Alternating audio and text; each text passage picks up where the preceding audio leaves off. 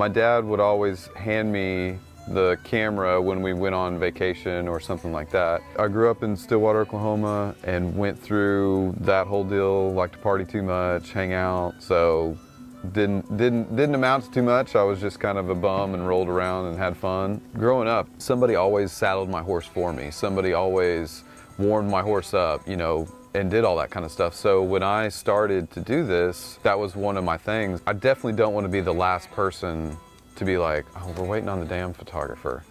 So can I say that? You know, and so that's my big deal. I'm never late for anything, and so I don't want to be the guy that everybody's waiting on either. I always wore a cowboy hat, but it may have been with shorts or something like that. Just piddling around Stillwater, going to the bars and stuff like that. So, sorry, Mom. But, but, you know, I'm trying to do something that is authentic. When I grew up, my mom always said, you're gonna go to art school. When she would say that, I would be like, art school? Like, am I gonna draw, paint? I don't know how to do any of that kind of, I mean, I can draw and do all that kind of stuff, but it's not like I have a love and a passion and I'm really good at it or anything.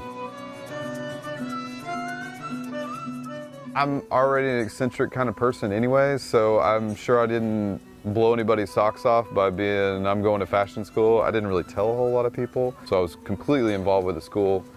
Got straight A's, got dean's list, president of the fashion school and all that kind of stuff. And then it came time for my internship. My wife is a clothing stylist. Her brother, one of her brothers is a clothing stylist. The other two are set builders. They were like, well, Slusher, what do you want to do? Like, and I was like, I don't know.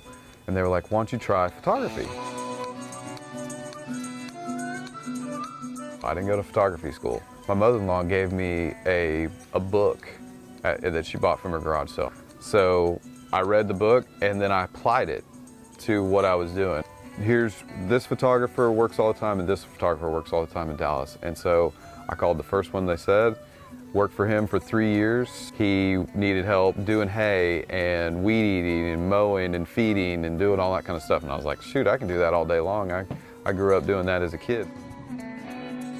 And then slowly started doing that and doing photography and being, you know, a third assistant on a fashion set. From there, it turned into working with LA and New York photographers that came into town and working for them and, you know, just learning bits and pieces from everybody, you know, learning some lighting, learning how to talk to people and learning how to do everything. So if somebody puts me to work and I can learn how to do it and the right way to do it, I'll be more respected when I go to these places. So if I get out of my spot when we're gathering or throughout the day at these ranches, I go back and get back in my spot. If somebody says, hey Slusher, you can get around us and go take a picture, I sure appreciate that, and then I'll come back and get back in my spot. So many people tell me, they're like, you're so lucky because you get to see from ranch to ranch how everybody does stuff. The greatest place or the best time I've ever had, I don't know, like the 4-6s ranch is very high on my list because once I went there for the first time, it was, people kind of saw me differently because not everybody gets to go there. Learning people's stories is what it's all about, and keeping those contacts and hanging out for more times, you know, just having fun. That's all I'm doing is having fun. Going out and having fun. If we're not having fun, then what's the point? Very good.